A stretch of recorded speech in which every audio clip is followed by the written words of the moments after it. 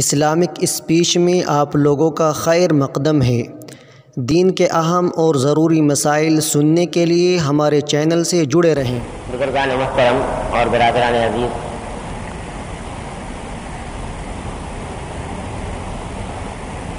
محرم کا مہینہ شروع ہو چکا ہے اور اس کے آج اس کا چھٹا دن ہے۔ اللہ تبارک و تعالیٰ نے یوں تو سارے مہینے اللہ ہی کے بنائے ہوئے ہیں، لیکن اللہ تبارک و تعالیٰ نے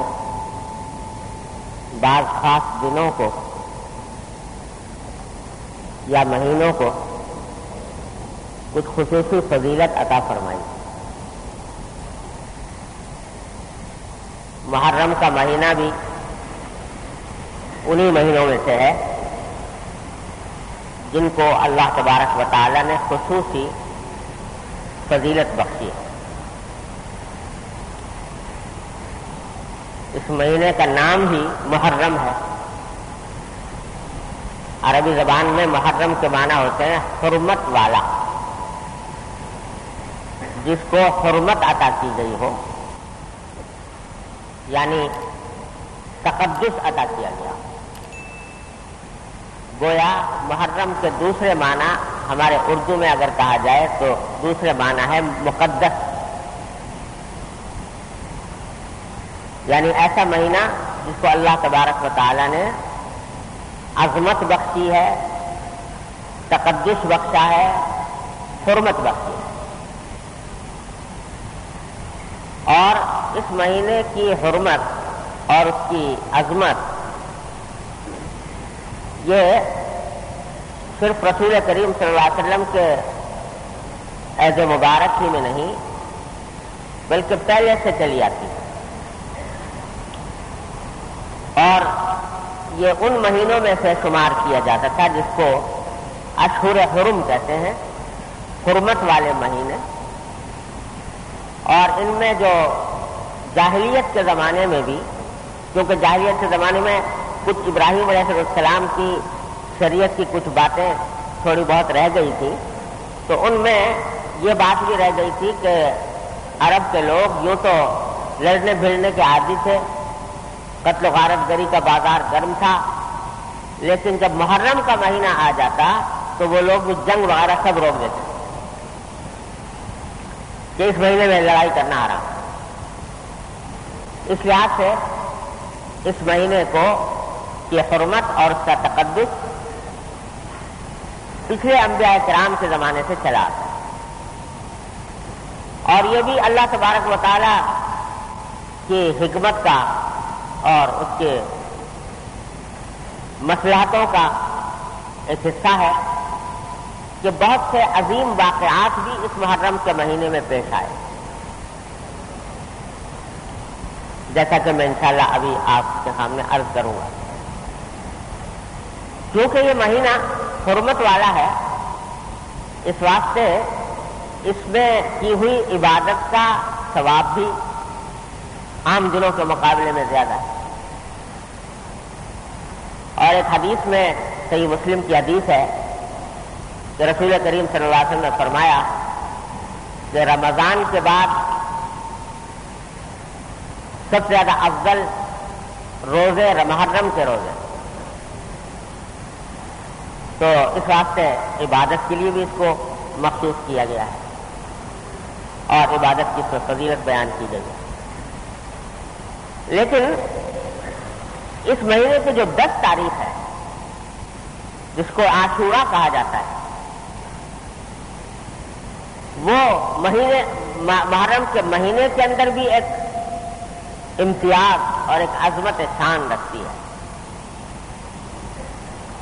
اور یہی وہ تاریخ ہے جس کو اللہ جل جلالہ نے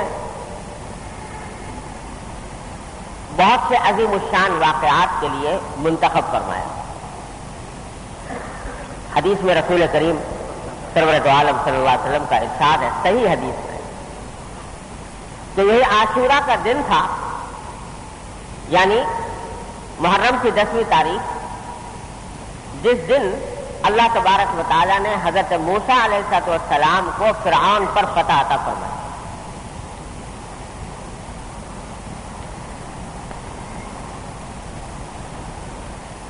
قرآن کریم میں متعدد مقامات پر یہ واقعہ بیان ہوا ہے کہ حضرت موسیٰ علیہ السلام اپنے بنی اسرائیل کو لے کر اللہ تعالیٰ کے حکم سے فرعون کے شہر سے روانہ ہوئے تھے، اور مقصد یہ تھا کہ فلسطین میں جا کر آباد ہوں، لیکن فرعون حضرت موسیٰ علیہ السلام اور ان کے ساتھیوں کا دشمن تھا۔ جب اس کو پتہ چلا کہ موسیٰ علیہ السلام اور اپنے ان کے ساتھی شہر سے روانہ ہو گئے ہیں، تو اپنا پورا لشکر لے کر ان کے تعاقب میں روانہ ہوا۔ آگے آگے موسیٰ علیہ السلام کا لشکر جا رہا ہے اور پیچھے سے فرعون کا عظیم لشکر چلا آ رہا ہے تعاقب کرتے ہوئے۔ موسیٰ علیہ السلام اور ان کے رفقا بنی اسرائیل یہ تیز رفتاری سے دوڑتے رہے، لیکن دوڑتے دوڑتے آگے دیکھا کہ آگے جو جا کر دیکھا تو سمندر آ گیا، سمندر آ گیا۔ اب آگے سمندر ہے اور پیچھے فرعون کا لشکر ہے، تو نہ پیچھے ہٹنے کی جگہ ہے اور آگے بڑے سمندر میں ڈوبنے کا اندیشہ۔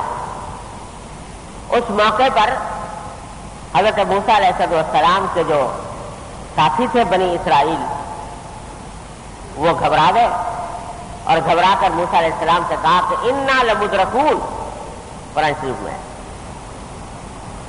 کہ ہم تو پکڑے گئے، اس واسطے کہ اب ہمارے پاس کوئی اور راستہ نہیں ہے، سمندر میں چھلانگ لگا نہیں سکتے، اور پیچھے دشمن کا لشکر چلا آ رہا ہے، یقیناً وہ ہمیں پکڑ لے گا، اب کوئی راستہ بچنے کا نظر نہیں آتا۔ اور بظاہر حالات صورتحال ایسی تھی، کوئی اور راستہ نظر نہیں آتا تھا، لیکن وہ پیغمبر تھے موسیٰ علیہ السلام، انہوں نے فرمایا کلا ان معی ربی سیہدین، ہرگز نہیں، میرے ساتھ میرا پروردگار ہے، وہی کوئی راستہ نکالے گا۔ تمہیں بظاہر دیکھنے میں نظر یہ ہو رہا ہے کہ آگے سمندر ہے اور پیچھے لشکر ہے، لیکن یہ لشکر بھی اللہ تبارک و تعالیٰ کا تابع فرمان ہے اور یہ سمندر بھی اللہ کا تابع فرمان ہے، لہذا وہ اگر ہم اس پر ایمان پورا رکھتے ہیں تو وہی اپنا راستہ نکالے گا۔ جب موسیٰ علیہ السلام نے جم کر یہ بات کہی تو قرآن کریم میں ہے کہ ہم نے وحی نازل کی موسیٰ علیہ السلام، وحی یہ نازل کی کہ آپ کے ہاتھ میں جو عصا ہے، جو چھڑی ہے، اس کو سمندر کے اوپر ماریے، پھر دیکھے کیا ہوگا۔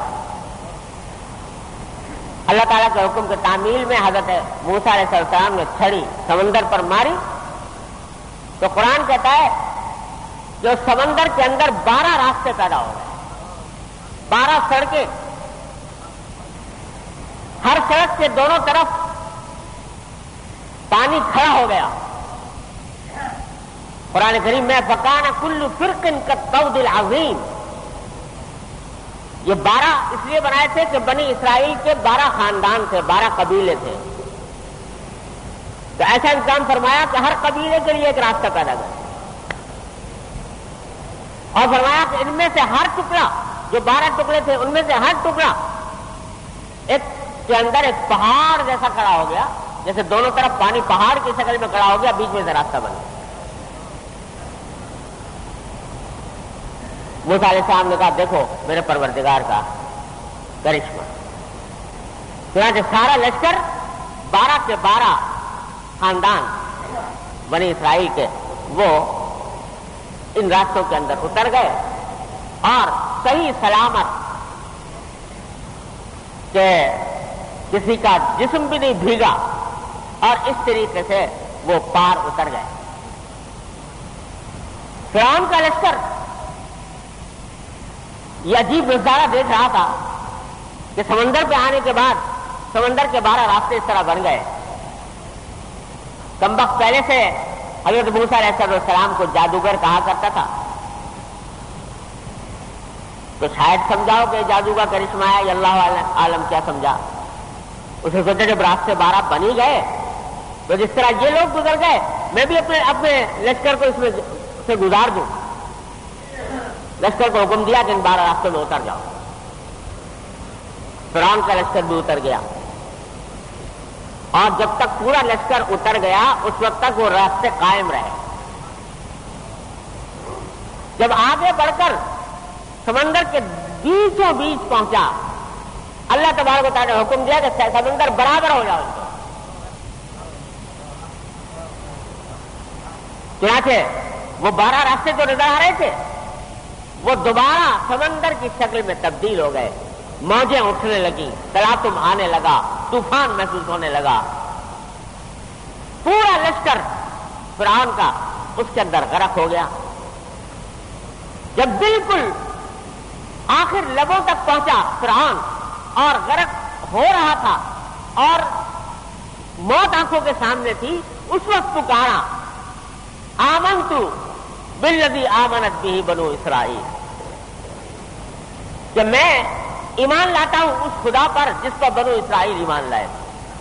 اس وقت کہتا ہے قرآن کریم فرماتا ہے الآن وقد عصیت قبل وکنت من المفسدین، اب ایمان لاتے ہو جبکہ ساری زندگی تم نے اس حالت میں گزاری کہ ہماری نافرمانی کی اور زمین کے اندر فساد پھیلایا، خدائی کا دعویٰ کرتے رہے۔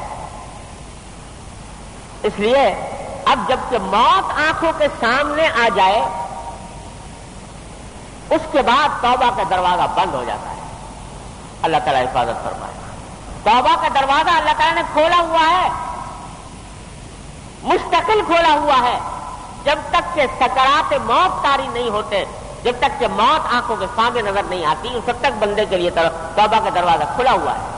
لیکن جب موت سامنے آ جائے، نظر کی کیفیت طاری ہو جائے، اس کے بعد توبہ کا دروازہ بند ہو جاتا ہے۔ اب تمہارے لیے دروازہ بند ہو چکا، قد كنت عصیت قبل وکنت من المفسدین۔ لیکن ساتھ ہی قرآن نے ایک عجیب بات فرما دی اس کے ساتھ کہ اب ہم تمہیں بچا تو سکیں گے، بچائیں گے نہیں، کیونکہ ہمارے قانون قدرت کے خلاف ہے یہ بات کہ اب تمہاری توبہ قبول کی جائے، لہذا تمہیں اب نجات نہیں دے سکتے، تم پر جو عذاب آنا تھا وہ آ گیا۔ لیکن فَالْيَوْمَ نُنَجِّيكَ بِبَدَنِكَ لِتَكُونَ لِمَنْ خَلْفَكَ آیَةً،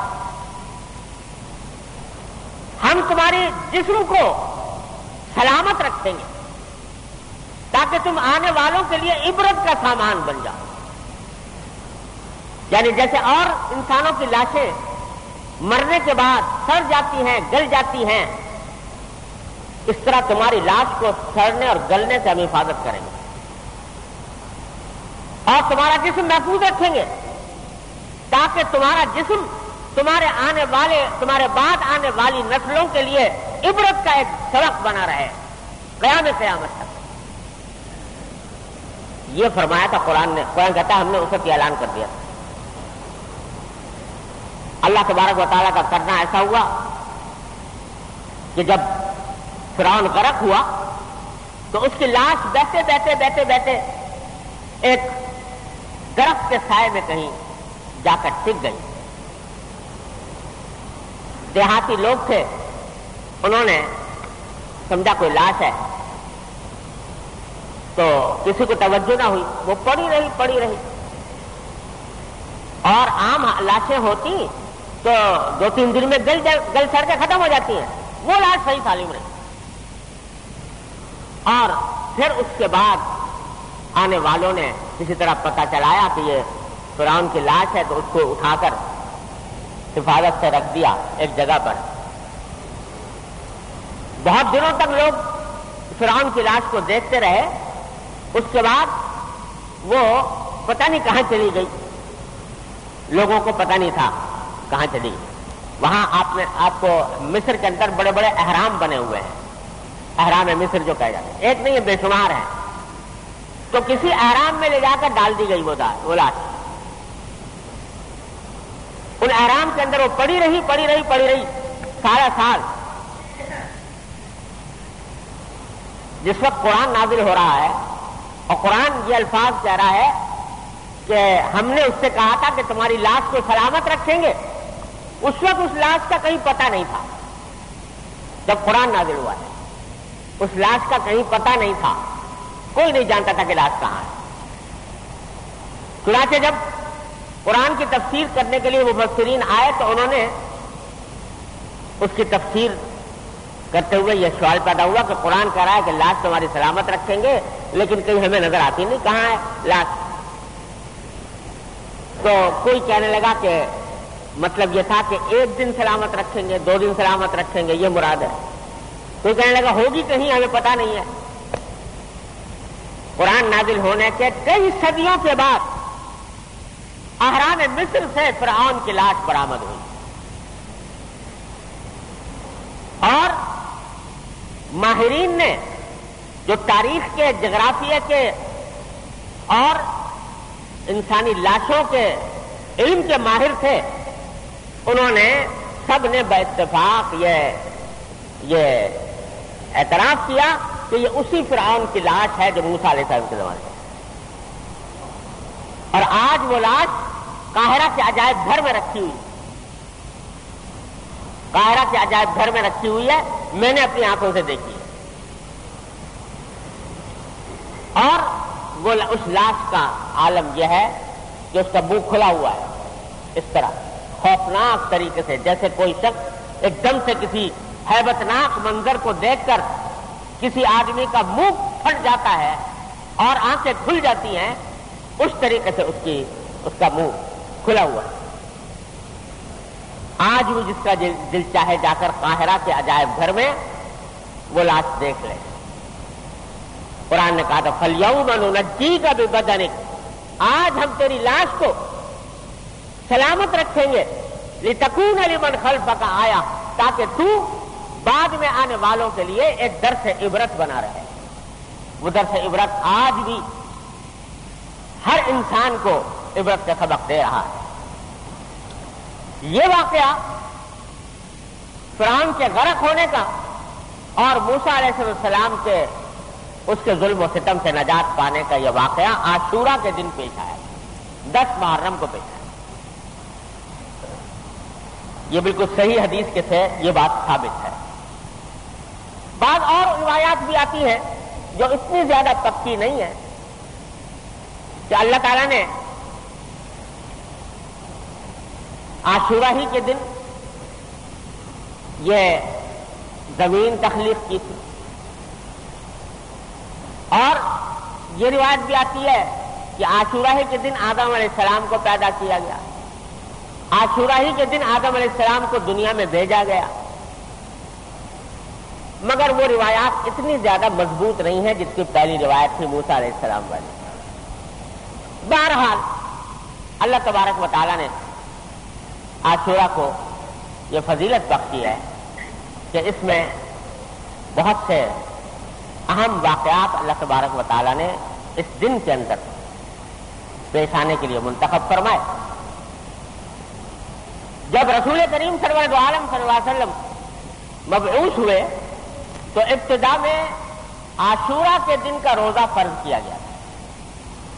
جب تک رمضان کے روزے فرض نہیں ہوئے تھے تو عاشورہ کا دن کا روزہ فرض تھا۔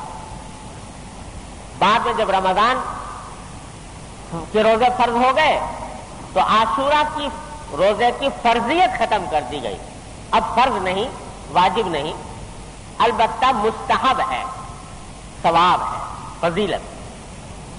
اور جو حدیث میں نے شروع میں آپ کے سامنے پڑھی، اس حدیث میں رسول کریم سرور دو عالم صلی اللہ علیہ وسلم نے فرمایا کہ عاشورہ کے دن کے روزے کے بارے میں مجھے اللہ کی رحمت سے یہ امید ہے کہ جو شخص عاشورہ کا روزہ رکھے تو اس کے اللہ تعالیٰ 1 سال پہلے کے گناہ معاف فرما دے۔ یہ فضیلت عاشورہ کے دن کے روزے کے لیے رسول کریم صلی اللہ علیہ وسلم نے بیان فرمائی۔ البتہ ایک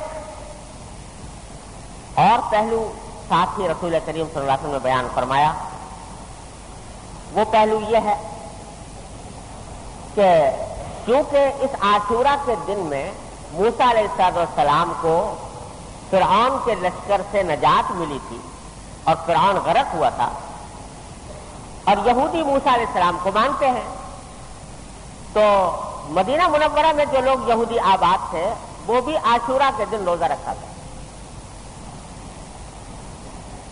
اس واقعے کی یادگار کے طور۔ تو رسول کریم صلی اللہ علیہ وسلم نے ارشاد فرمایا،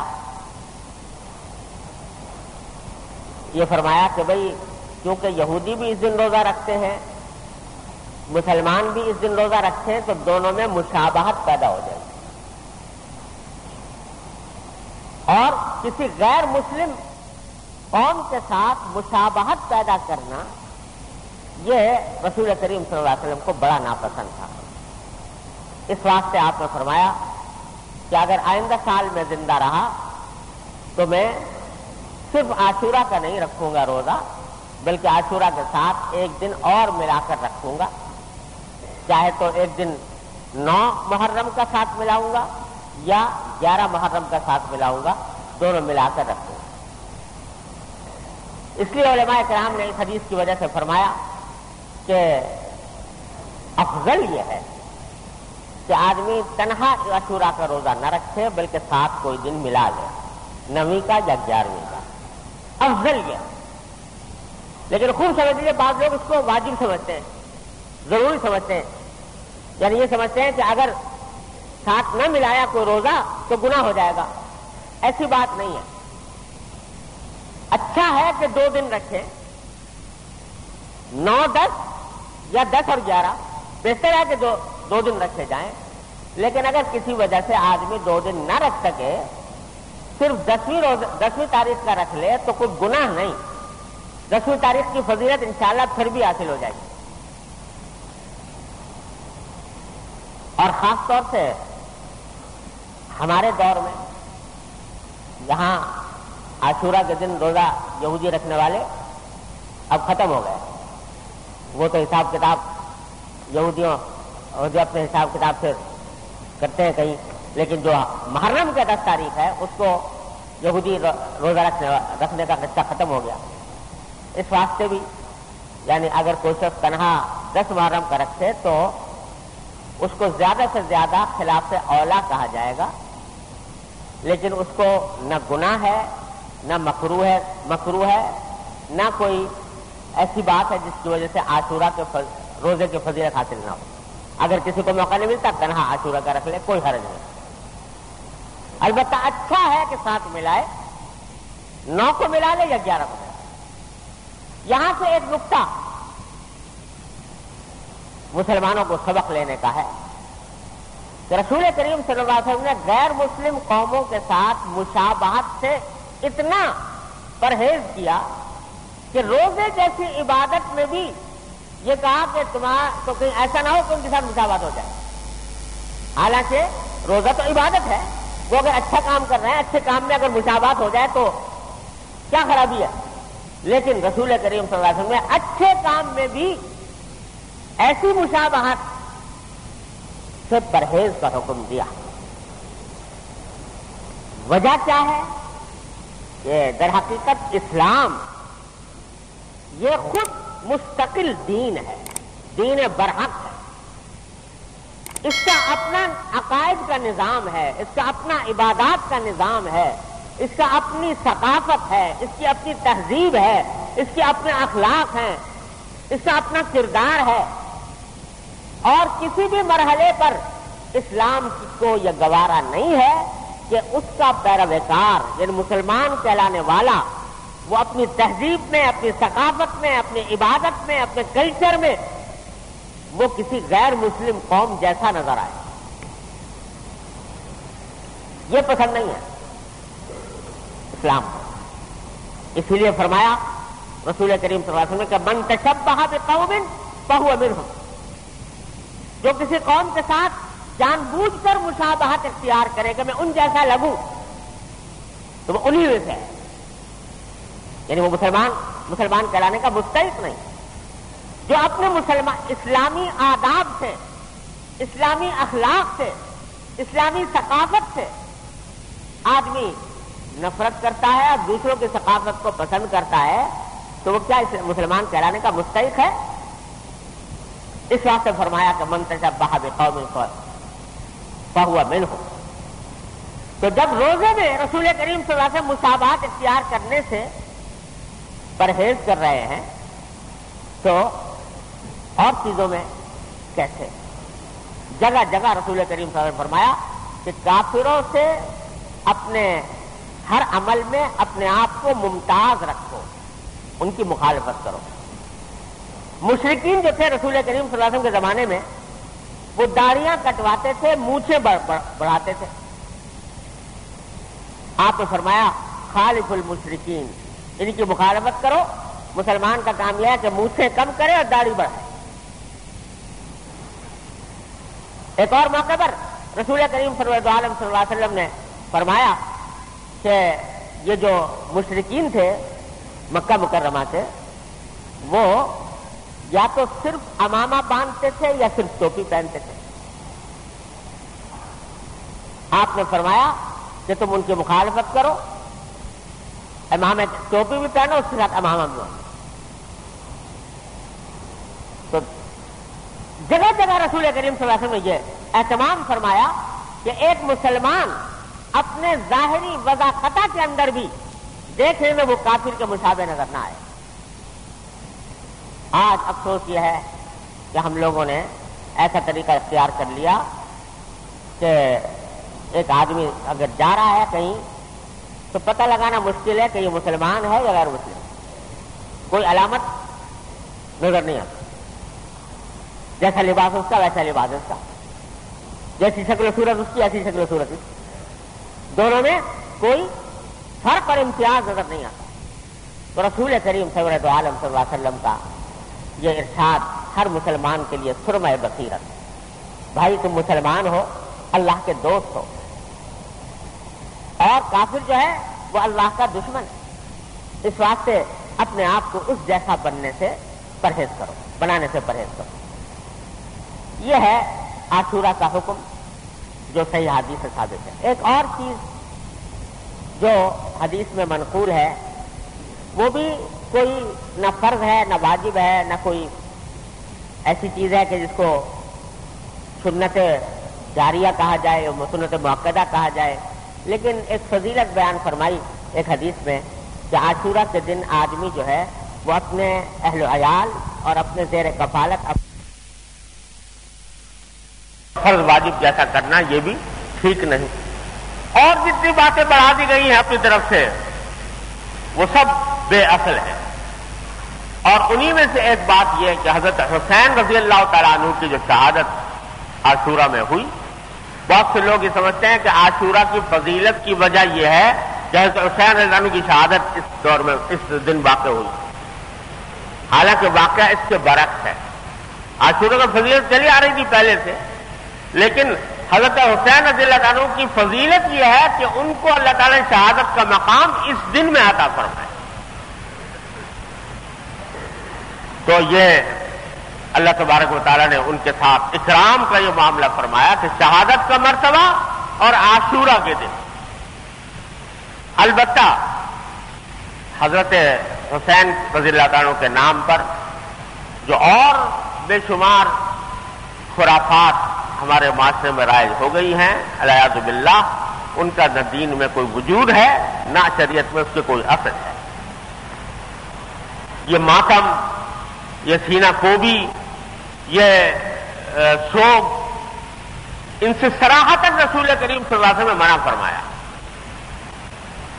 جو لوگ کرتے ہیں وہ جانے، ان کا مذہب جانے، ان کے مذہب نے ان کو اس بات کی اجازت دے رکھی ہے، ان کا معاملہ اللہ کے ساتھ ہے، وہ خود جواب دہ ہیں اللہ تبارک و تعالیٰ کے سامنے کہ انہوں نے کیسے ان چیزوں کو ایجاد کیا، جبکہ حضرت حسین رضی اللہ تعالیٰ عنہ نے 7 ذی الحجہ کو جو خطبہ دیا ہے میدان کربلا میں اس خطبے میں صراحتاً فرمایا تھا کہ میرے بعد گریبان چاک نہ کرنا، مجھ پر ماتم نہ کرنا، میرا شوق نہ منانا۔ اس کے باوجود اگر کرتے ہیں، جو کرتے ہیں وہ اللہ تعالی کے سامنے جواب دہ ہیں، حضرت حسین کے سامنے جواب دہ ہیں۔ لیکن جو لوگ اہل سنت ہیں، اہل سنت والجماعت میں داخل ہیں، ان کو ان مجلسوں میں شرکت کرنا، ان جلوسوں میں شرکت کرنا اور ان علاقوں میں جانا کہ جہاں اس قسم کی باتیں جو خلاف شریعتیں ہو رہی ہیں، یہ کسی طرح جائز نہیں۔ مسلمانوں کو اس سے پرہیز کر کے عاشورہ کی فضیلت کی جو عبادتیں ہیں ان کی طرف متوجہ ہونا چاہیے۔